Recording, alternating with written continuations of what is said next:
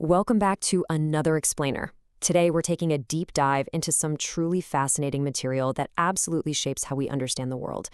We're going to focus right in on the very first poem presented in our text, Rabindranath Tagore's iconic Where the Mind is Without Fear. And let me tell you, this isn't just a poem. It's a profound, almost literal vision of a nation's destiny. So get ready, because we're going to unpack the heavy metaphors and the incredible historical weight behind these famous lines. So let's jump right into things by asking ourselves a genuinely massive question. What does a society of true, total freedom actually look like? Is it just, the absence of a foreign ruler, or is it something far deeper? Well, as we'll see, Tagore strongly believed it was the latter. He actually laid out a very specific roadmap for what that ultimate freedom requires from us. Section 1. The Poet and the Prayer. To really get this, we have to talk about the man himself, Rabindranath Tagore, who lived from 1861 to 1941, was an absolute literary giant. As the author of the hugely popular anthology Gitanjali, he won the Nobel Prize in Literature in 1913. That actually made him the very first non-European to win this incredibly prestigious award. It's a huge deal. He lived during British-ruled India and originally composed this poem in Bengali, later translating it into English himself. This context gives the poem incredible historical weight. Now here is the absolutely crucial point to remember. While this poem is set against the super intense backdrop of the political struggle for independence from the British, Tagore is actually appealing for a much deeper, holistic liberation. He isn't just asking for new political leaders. No, he's praying for the social, educational, and economic freedom of the Indian people. He knew that true independence, that had to happen in the minds of the citizens first. Section 2. A free and fearless mind. He starts things off with these unbelievably powerful lines, where the mind is without fear and the head is held high, where knowledge is free. Right out of the gate, he's setting up this ideal state of mind that just isn't bowed down by oppression or anxiety.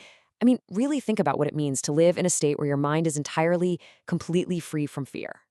For Tagore, having your head held high isn't just about posture. It means being a person with deep self-respect and being genuinely proud of possessing it. It directly links having a fearless mind to your own internal dignity. Basically, you simply cannot have a free nation if the individuals within it don't respect themselves first. Then we hit the next major requirement, a society where knowledge is free. And by this, he means education is given to everyone. It's a society where access to learning isn't blocked by your wealth, your class, or your background. Knowledge is literally the ultimate tool to eradicate fear, so it absolutely has to be freely available to every single person. Section 3. Breaking narrow domestic walls. Moving on, he writes, where the world has not been broken up into fragments by narrow domestic walls. Man, these lines carry such a heavy metaphor. He is actively, urgently warning against a world or a nation that's shattered into isolated little pieces. That imagery of a world broken into fragments is just striking, especially when we think about what it takes to build a unified country. So what exactly are these walls? Well, there are the harmful divisions based on religion, caste, class, and color in societies, as well as the borders between countries of the world. Tagore sees prejudice, bigotry, and societal division as the exact opposite of a united, free society. These walls trap us, right? Breaking them down is a strict prerequisite for real freedom. Section 4. The Stream of Reason. Next, he writes, where words come out from the depth of truth, where tireless striving stretches its arms towards perfection. You can just hear the energy in those words. It is a profound, passionate call for sincerity of heart. He wants a society where people actually mean what they say, and even more importantly, where they are actively working to better themselves and their nation. This tireless striving means continuous effort and struggle aimed at achieving a goal. We're not talking about passive wishing for a better world here. This is about a relentless physical struggle to reach a perfect society. That phrase, stretches its arms, it evokes this amazing sense of reaching out, of striving for something that is just beyond your current grasp. Now, check out this brilliant duality Tagore sets up. He pitches the clear stream of reason, which represents clear, logical thinking, directly against the dreary desert sand of dead habit. These dead habits, they're the old, harmful rituals and customs that hold a society back. Imagine a fresh, moving stream of water trying to flow.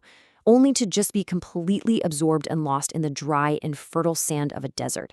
He's pleading with the nation not to lose its logical, forward-thinking momentum to outdated traditions. Section 5. Awakening into Freedom. The entire poem beautifully builds to this, where the mind is led forward by thee into ever-widening thought and action. Here, he's asking the Almighty, referred to incredibly respectfully as thee, to step in and actively guide the mind of the nation forward. And being led into ever-widening thought? That means forever broadening one's outlook and attitude. Notice how perfectly this counters those narrow domestic walls we talked about earlier.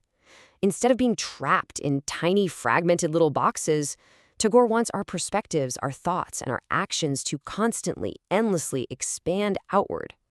If we map out the entire journey of this poem, we see a stunning contrast between the harsh reality of colonial rule and Tagore's ideal world. The mind goes from being full of fear to becoming completely fearless. The head goes from being bowed down by oppression to being held high in dignity. And knowledge transforms from being restricted to being entirely free for all. This right here is the exact transformation Tagore is praying for. Which brings us to the ultimate crescendo of the piece. Into that heaven of freedom, my Father, let my country awake. He takes this entire list of conditions, the fearlessness, the truth, the reason, the unity, and wraps it all up into one powerful final plea for the nation to wake up from the darkness of its current state. And this heaven of freedom isn't some physical place on a map. It's a condition. It's a condition of total freedom of good thoughts, good words, and good deeds, all while deeply respecting those of others. It's an entire environment of mutual respect, fueled entirely by reason and truth. Which brings us to the end of our explainer today. Tagore prayed for this profound, multi-layered freedom well over a century ago. So I want to leave you with this final thought to ponder as you look around at our society today. Have we successfully broken down those narrow domestic walls? Have we truly awoken into the heaven of freedom that Tagore dreamed of? Or is our tireless striving still ongoing? Thanks so much for joining me on this deep dive, and keep striving for that clear stream of reason.